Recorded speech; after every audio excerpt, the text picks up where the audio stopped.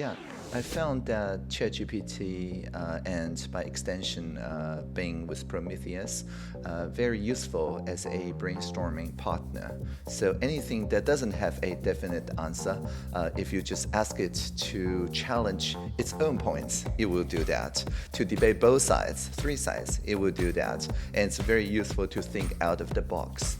But I totally agree that in order to be accountable, the accurate answers need to have full citations, and the attribution chain need to be attributed as well to the primary sources and so on. In fact, I believe that it can combine with the existing call center operations, where the call center operators no longer need to speak every word, but rather coaching the AIs so to correct them when they made a mistake and so on.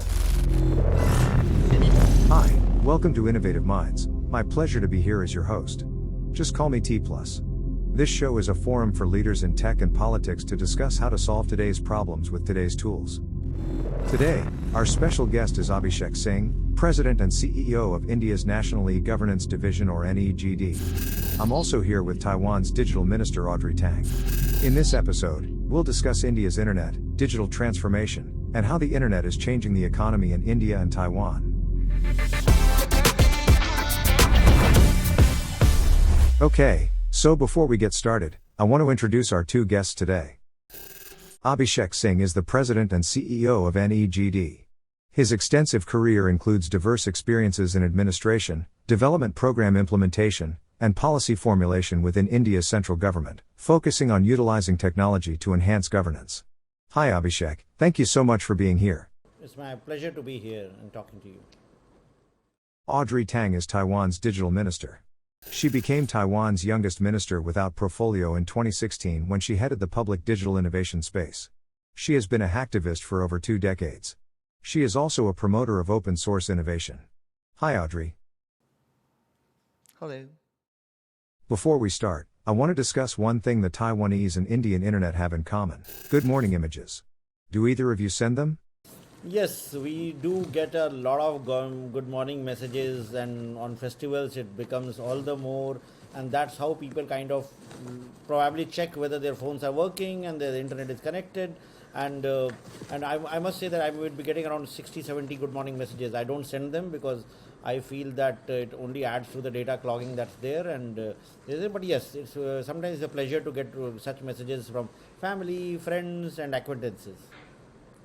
Awesome.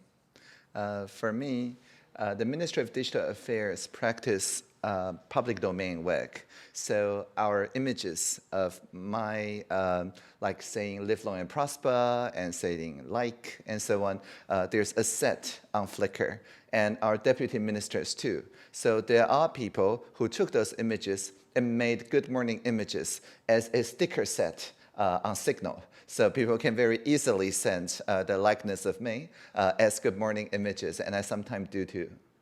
Good morning images represent a fascinating example of how the internet has globalized the world.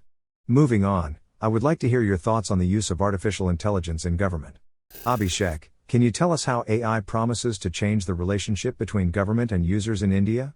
See, like AI, we have been trying to use it for social good, for public good, for addressing challenges in healthcare and education, in skilling and ensuring that the reach of government becomes better. How do we connect people to the government better? And one of the key challenges in India that we have is that we are a very diverse country with 23 languages, and our population is so huge, and there are such a large number of people who are not digitally literate. And for them to communicate with any IT system, the most convenient means becomes voice. So we've been using AI technologies for building language to speech translation tools, speech to text tools. So these has been being done in a project under Bhashini, wherein whichever language you speak, you should be able to get a service in the language of your choice. So when ChatGPT came in, and there was a lot of buzz about it, that ChatGPT was simplifying ways in which it was giving one answer to a query, as compared to other search engines, wherein like you put a query and you get multiple options, and then you have to decide which one is the best. ChatGPT changed that in trying to zero down the answers to one clear answer, and which was by and large factual and by and large based on data that exists. So we tried to kind of use this interface for disseminating information about public services. So very often government across departments implement a lot of schemes, lot of programs for the welfare of the people, but those very beneficiaries for whom these programs are meant for, sometimes they themselves don't know, and they don't even know which website they have to go to, or which app to download, or which URL to go to. So we thought that can we kind of simplify this by building an interface, by using these voice tools that we have, and provide the answers to ChatGPT and offer it on WhatsApp. Because WhatsApp is again something which is very ubiquitous in India. I'm sure it must be similar in Taiwan, and people are very comfortable using it. So we tried an innovation in which the queries could be recorded with a voice note on WhatsApp, and then the query in any language that's translated to text. This text becomes the input for the ChatGPT engine. The answer comes from ChatGPT and again is converted to voice. So the person who is asking this query gets the answer in voice. So that suppose I say that I am so and so, and I want to know what are the scholarship schemes for university students. So it will again fetch this information from backend and give this information in voice. And this you could do in any Indian language. And then you can again further ask, where do I apply for? So the context of the conversation is also maintained, and it can lead to a lot of kind of inclusion, because ultimately the intent of any e-service is to ensure that everybody is covered, whether they are able to navigate a portal or a website, or they have a smartphone or not.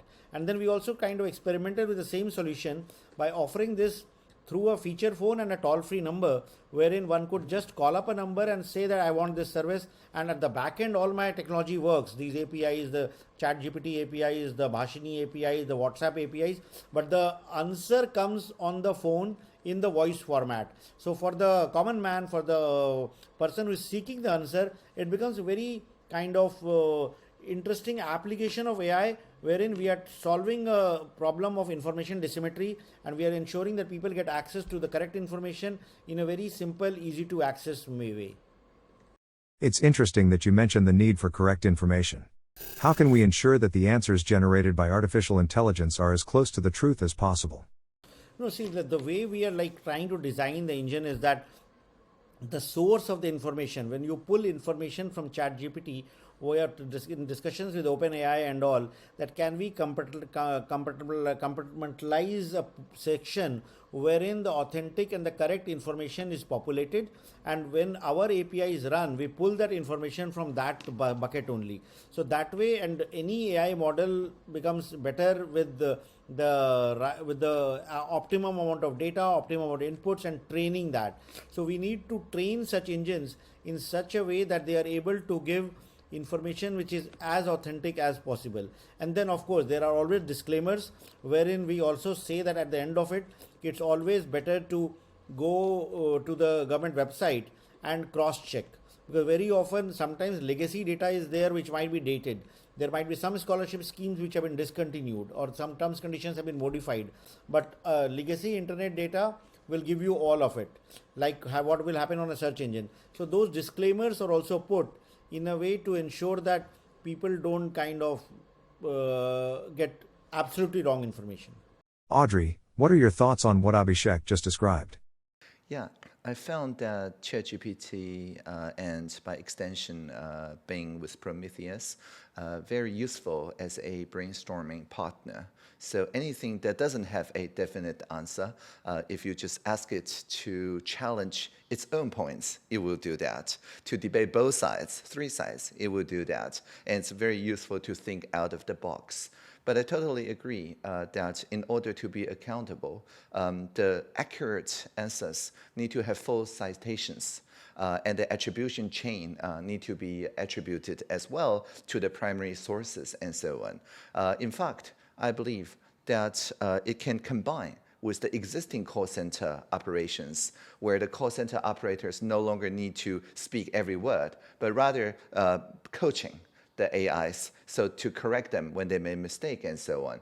During the pandemic, the Taiwanese playbook relies on the 1922 call center, where anyone can just call and use their fluent mother tongue and so on to get all the pandemic-related information. And so the recital, the parts that are the same, could be AI synthesized, but to the specific dialect and a specific national language the person's dialing is speaking, but the accuracy can be monitored by one person concurrently for many ongoing conversations.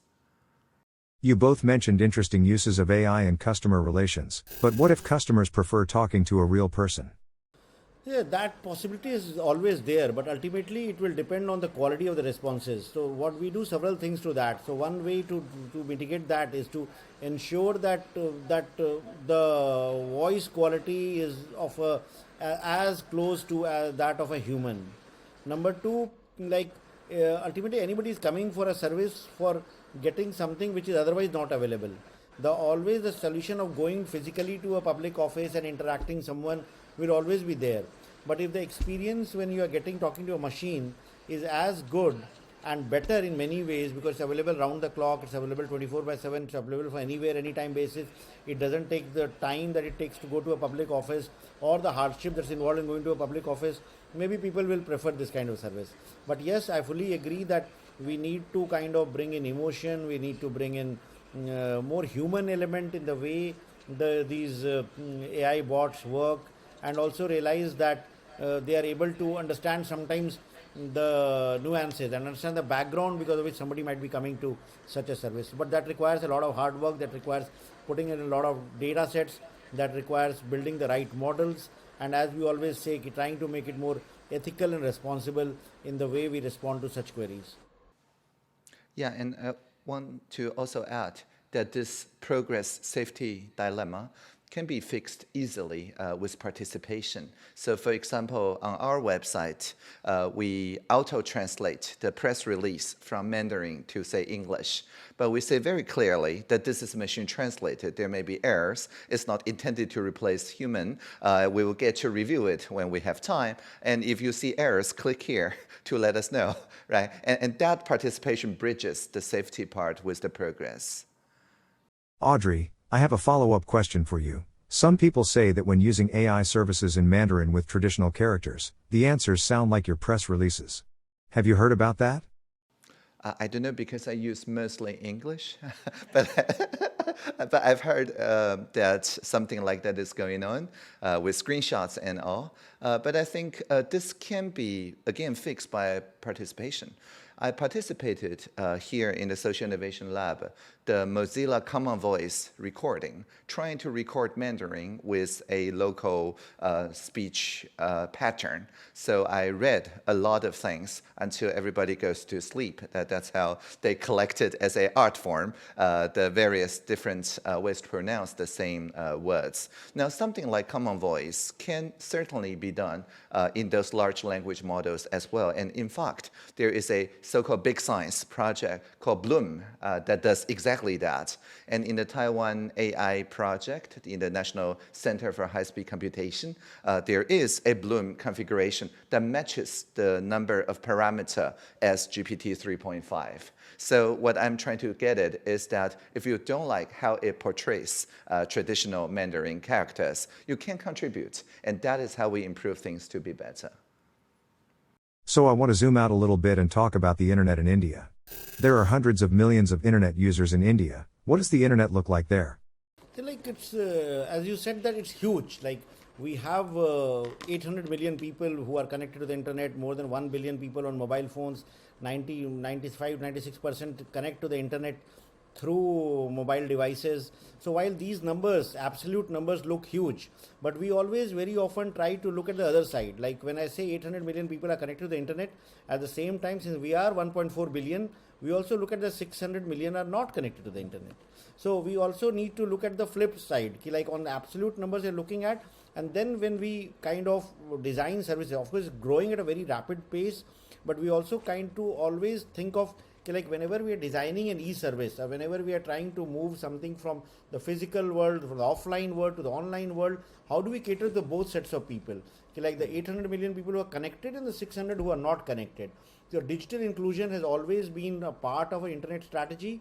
And then the second part that we also do is that when we build these 5 million websites and create a lot of content, how much of it is only English or maybe a Hindi, which is our national language?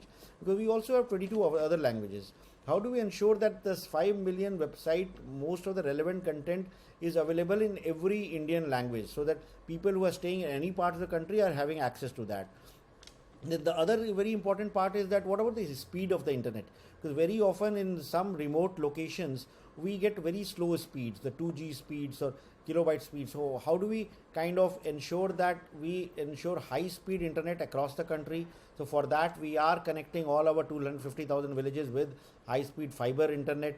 The 5G thing has come in most of the urban centers, and that is giving a lot of high speed access to the internet, and then creating content which is relevant for the people, because lot of people consume a lot of content on YouTube and entertainment contents and social media content, but at the same time using it for offering, say, education services. Like during the pandemic, it was a big relief, because we had the Diksha platform, and because we had connected our schools and villages to internet, we were able to ensure that people were able to continue education when schools were shut.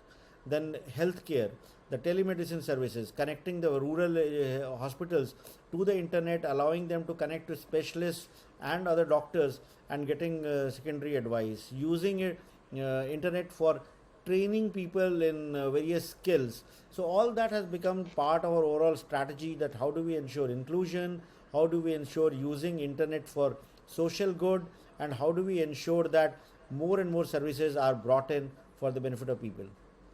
Thank you for your comprehensive answer. You've touched on so many interesting issues. That makes me curious. Audrey, do you see any similarities between Taiwan and India in the design of their online services? Yeah, we place a very strong emphasis on leaving no one behind. For example, we're now working on a platform that will let every Taiwanese citizen to get 6,000 NT dollars by cash, because we had some like tax from the companies, from a growing economy from the last year that we can redistribute to the people. But not everyone is comfortable operating an ATM, a teller machine. Not everyone owns a computer to go to a website. Some people would still prefer on the over-the-counter experience, for example, in the post office. Some people live in a place where there's no ATM and no post office. Well, one district has this issue, and so on. So for each and every of such circumstances, we need to work together to find a way to bring the technology to the people, rather than asking people to come to the technology. So I think multiple ways of authentication is a reality. For very young people, maybe they only have universal health card and not a bank card. But for many people, maybe bank card is what they have in mind. They don't want to use any other cards to interface. So we need to work on a unified system of authentication, of the authenticity of the devices, and then to get everybody the cash equally on the way that they are convenient and comfortable with. So I think we share a lot of the same design philosophies, the same back end delivered through a plurality of front ends that allows for participation. I see. Ensuring participation and inclusivity is the foundation of your design philosophy. Abhishek, can you give us a specific example where these principles have been applied? See, as I said, like whenever we design any system, we have to design for scale, and we have to ensure that it not only works in lab environment or a proof of concept, but it also works when millions of people access a service at the same time. One simple example I will give you, which was like the vaccination when we started the COVID-19 vaccination. That was one of the biggest challenges which we had, because no other vaccination is done for the entire population. Like the biggest vaccination we had done earlier was the polio vaccination, which was for children below the 5 years of age. And here we had a challenge of vaccinating 1.4 billion people, and we had multiple vaccines available, and then multiple doses were required, and even the time interval between doses for each vaccine was different. Like one vaccine was 28 days, one vaccine was 84 days. And we realized that for a country of our size and complexity, most people, even educated people, will tend to forget which vaccine they took, or remember when they have to go for the next dose. Plus, managing the entire logistics supply chain across the length and breadth of the country, rural areas, urban areas, ensuring that everything reaches and there are people can book appointments and all. It required building up a robust IT platform to manage the whole thing. So this CoWIN platform, as we call it, was built in a record time. When the scientists said that we have the vaccines ready, then we had to also get the tech platform ready for doing that. So we did that, and when we started vaccinating, we realized that millions of people were hitting the portal at the same time. So we had to design it for scale. We had to architect in such a manner that that the system functions even if lots of people are coming. And one particular day, I remember 17th of September 2021, when the health ministry wanted to have the record number of vaccinations on one single day. And that day we gave around 25 million doses. So 25 million doses on one day, and the system took the load. The AWS backend, which was overloaded, they were getting almost 1000 API hits per second, but then it managed to do that. So the way we architect becomes very, very important, and we always have to ensure that it's not for a small set of people. It has to be in cloud first, mobile first, so that people can do accessible in multiple Indian languages, voice interface wherever possible. So these are the few things that helps us in designing projects for scale. The pandemic was indeed a transformative experience for governments around the world. What important lessons have been learned? So see, like the experience was very clear. Now we realize that the way to go forward is build on cloud infrastructure to begin with. Use services that are available, which takes care of a lot of headaches from the backend infrastructure point of view. Focus on the citizen interface, focus on the UI UX, focus on the experience that people have. Ensure that the data entry that people have to give is minimal, so that they don't need to key in Indian languages. Use buttons, use colors which are easy to understand, which are easy to navigate. Build up a strong information communication plan along with that, because so that people are educated what it is about. Ensure that there are videos which trains people to do that. Plan for assisted access, because we realize that not everybody will be able to book a appointment slot on the mobile app or on the portal. So they would need to go somewhere. So we have this network of common service centers, as we call it, which are kiosks, telecenters, kind of centers run by entrepreneurs across the length and the breadth of the country. So provide for assisted access wherein people go and take those services. Then ensure that the certificates that are given are verifiable, are available in a digital form. The APIs are standardized and made available to other verifiers. Like during the pandemic and after, people want to verify that if a delivery boy is coming for Amazon delivery or a food delivery, whether that person is vaccinated or not. So if those APIs of vaccination certificates are made available, then you can actually verify that by using those APIs. Similarly, RWAs and also wanted to do that.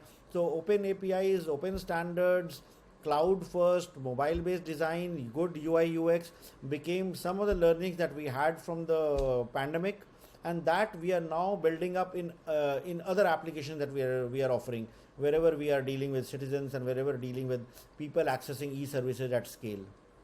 Audrey, how did that relate to Taiwan's experience? Yeah. Again, during the pandemic, when the GovZero community invented the 1922 SMS-based tracing system, our main challenge is to authenticate the venue owners who want to print their own QR codes in a secure way. And turns out most people in Taiwan, even if they don't have a company registered, if they're just a mom and pop shop or a night market stand, they have a mobile phone number that was registered through the SIM card through the photo IDs, and they own the SIM card. So just by using the SIM card to authenticate the device is using the SIM card as the same person as they are, we very quickly authenticated them without the need of passwords.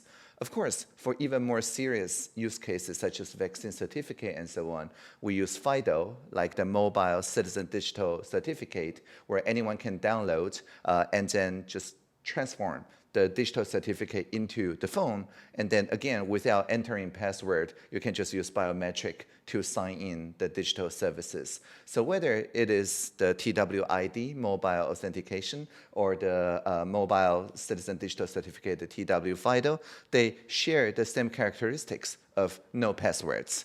And if you design a strong authentication that doesn't need anyone to remember the passwords or to solve any CAPTCHAs, it spreads very quickly because everyone can teach their neighbors how to use it. But if they require passwords, they are stuck on the first, like you can call your neighbors and so on, and they're like, oh, tell me your password. And you're like, should I do that? Right? So that makes it harder for the digital service to spread among the people. So passwordless is something that we're designing for nowadays. That is an interesting trend to keep an eye on. Now I want to ask Abhishek, how do you deal with password management in India? See, I agree with Audrey. In fact, that's something that we did for the vaccination system also. We did not have any user accounts. We made it a mobile number OTP based of login. So, and we ensured that whenever you come back and access your credentials, you just use your phone number and then you get an OTP on your phone, you enter that and you are into the system. So you don't need to remember your usernames, your passwords, or have CAPTCHAs or something. And problem of CAPTCHAs we solved by having rate limits, because there are always people who try to game the system by trying to do multiple logins or write a script to ensure that they are able to book appointment faster than others. So all that we solved by ensuring that there were rate limits with regard to number of API hits you could make from one IP address. So there are tech solutions, and our tech teams are quite smart and capable to play catch up with the smarter guys who try to game our systems. Thank you for your answer. On another note, could you tell us more about the India Stack initiative, which is this project of creating a unified software platform for India's population? See, India Stack, the name largely we give to a combination of products which have become like the cornerstone of all our digital services. Like the first and foremost product that has really revolutionized the way we offer e-services is the identity platform in the form of Aadhaar project that we implemented. Because we realized that to offer services to everyone, especially financial services and all, everybody was needed to establish their identities. And way back, around 10 years back, less than 20% of Indians had access to bank accounts, and very often people were not able to get access to financial credit or to even basic financial services, insurance, because they were not able to establish their identity. To mitigate this, the government had taken up the Aadhaar project, which seek to provide biometric based ID to every Indian. And in the last 10 years or so, we have covered almost 99% of the country, almost 1.3 billion plus numbers have been given. And based on these ID numbers, financial services were introduced. So we brought in, if you have an Aadhaar identity number and if you have a mobile phone, then you can also get a bank account. So financial services expansion took place. And then once people had access to basic banking services, financial services, then we brought in credit services to offer. So, and then the digital payments became a very important aspect. How do we reduce the amount of cash that we use? So a UPI system, which is an open standards based interoperable system that allows financial systems to talk to each other and ensure that even low value transactions happen from one financial system to the other without any service cost. The UPI system was introduced in 2016, and UPI protocol became like another of the building blocks of what we totally call as India Stack. Then we had projects like DigiLocker, which ensured paperless kind of transactions. Like every government service that you take, you get some document from some public authority which is the proof of having access that service. That can be a tax certificate, that can be academic credentials, that can be a health document, that can be a caste certificate, any kind of birth certificate or passports or driving licenses or ration cards. So all these documents were digitized and made available on a document wallet which we call DigiLocker, wherein you could access for yourself, and with your consent you can allow any third party to authenticate, to verify those documents. And on top of these became the common building blocks, and on top of that we started building solutions for offering educational services, health services. So that became part of the education stack, the health stack, the agri stack for agriculture services, and together this group of services which have been built on the Aadhaar, UPI, and DigiLocker constitute what we call as India stack. I can go on and on, but for the interest of time, I will say that for those who are interested in getting to know more about this, you could go to a portal called indiastack.global, and that portal incidentally is available not only in English but all UN languages including Mandarin. So people in Taiwan who want to like access information in any in the language of your choice, you could do that also, wherein we give details of the projects, what they have resulted in, the impact that they have created, and if anybody wants to like replicate that. We get a lot of requests from countries around the world that they would want to replicate the telemedicine solution or education solution or identity solution. Sri Lanka is building an identity solution based on what we have done. Morocco is looking into similar solutions. UPI has been a lot of interest has been shown even from countries, developed countries like France and all for replicating the model of UPI. So we offer this kind of whatever we have built as digital public goods will be available for replication for any country that wants to adopt it or customize it. The potential uses for India Stack appear to be vast and promising. Audrey, what can Taiwan learn from this initiative? Yeah, the Unified Taiwan Payment QR Code System, the TWQR, has a lot of similarities in design as the India system.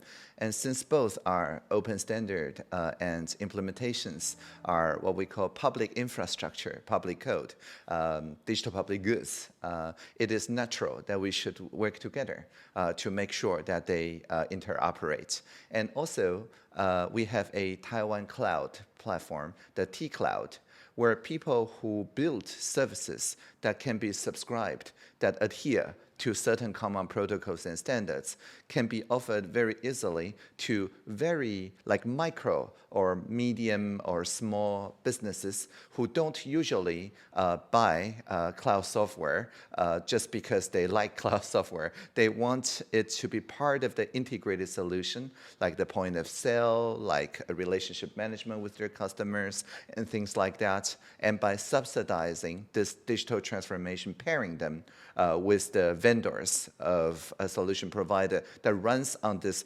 common public cloud with good cybersecurity properties and so on, we made sure that they can discover each other much quickly. And I think it is important for us to then say, of those Taiwan cloud vendors, if they want to also conform to certain internationalization standards, accessibility standards, and so on, then we should make sure that the people in India who want to use these solutions become aware of these solutions as well, and also vice versa. So I think all of this is a very reciprocal thing when it comes to the digital public goods. It's interesting that both of you mentioned the business use of these public services, and I want to continue in the same thread of thought. Abhishek, could you tell us how the digital economy is changing India's economy? See, like enabling ease of payment becomes very, very important in a country like India, wherein a lot of cash economy existed.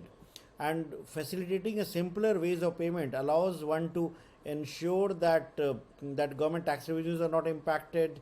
People have convenience of paying small amounts of some money also.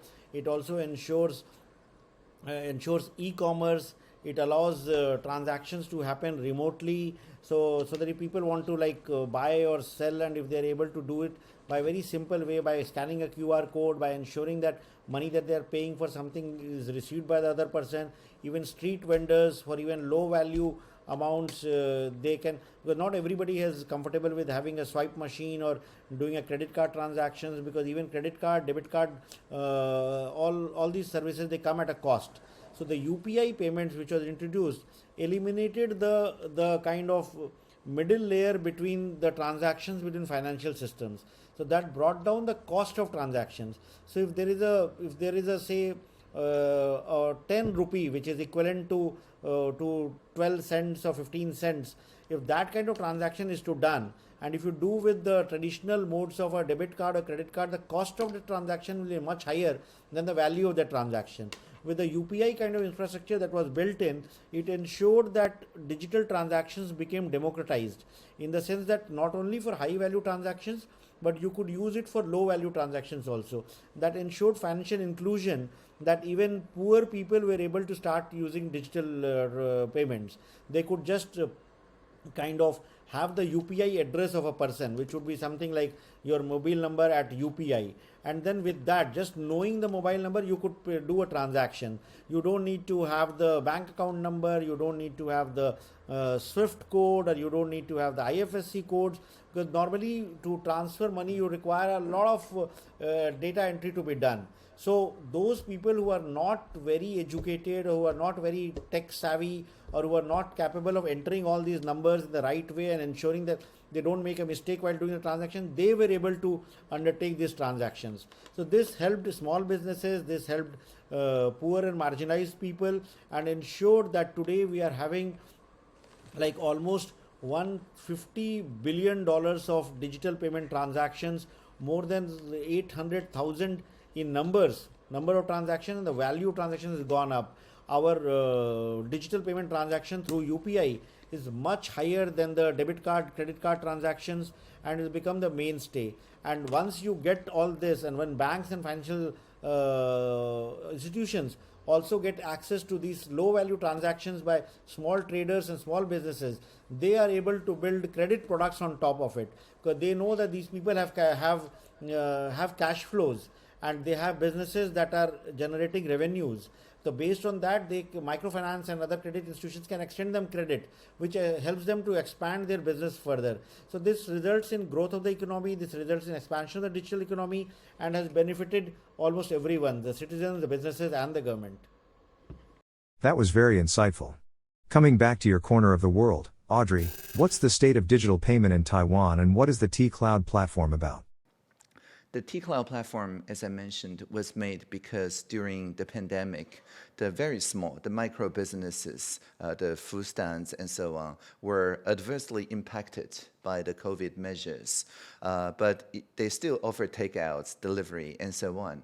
And so by pairing them with those micropayment processors and ordering systems and CRM systems and so on, and subsidize most of the cost when it comes to digital transformation, we brought the people who don't have any like plastic card for their company registration, the PKI, or even a bank account for the company and so on, nevertheless can authenticate themselves using their SMS number. Maybe their bank account is their phone number, because we do offer such a service, so you can wire to my phone number, so to speak, and then onboarding them so that they get connected to the more cyber secure providers on a public cloud.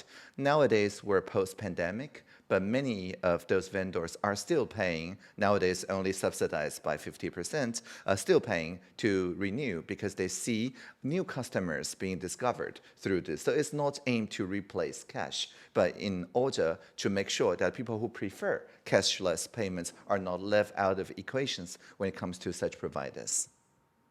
To end this interview, I'd like to ask both of you, what is something that concerns you and something you're optimistic about in the future of digital governance? So, like, what concerns me, of course, the first thing that's on our list is cybersecurity, and ensuring that people are made aware of the risks that occur when you are online. We are one of the countries which get the maximum number of cyber attacks on all our systems and portals. So whether it's our health systems, power systems, transportation systems, or even the websites of government departments, all the time there are something or the other which is going on. So we need to ensure that all our data is secure, all our services are secure, and we ensure that the basics of cyber security, information security is inculcated in each one and every one. Because very often going online, people get a kick out of it and they say, yes, it's very good, but then no shortcuts when it comes to cyber security. One has to be very, very aware with regard to what risks it can make. And I always say that the next world war may be an information security war, when we will not even have people coming face to face in fighting, but there might be other ways in which countries can get crippled. So that becomes a very, very important part of the entire strategy. What excites me the most is the possibilities that exist today, especially with voice technologies and with the artificial intelligence, some of which I spoke to you today, because that I feel is the single biggest way to ensure that we make digital services, we make digital government, which make digital technologies more inclusive. If we are able to reach out to the people living in the remotest areas, and if they are able to speak in their native languages and access services as they would do in person, that would be the day when we will be very happy. And today technology is going to make that happen.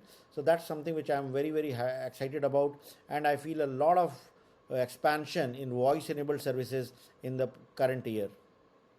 Yeah, I'm concerned about how people feel nowadays that democracies and the most advanced of advanced technologies are somehow incompatible.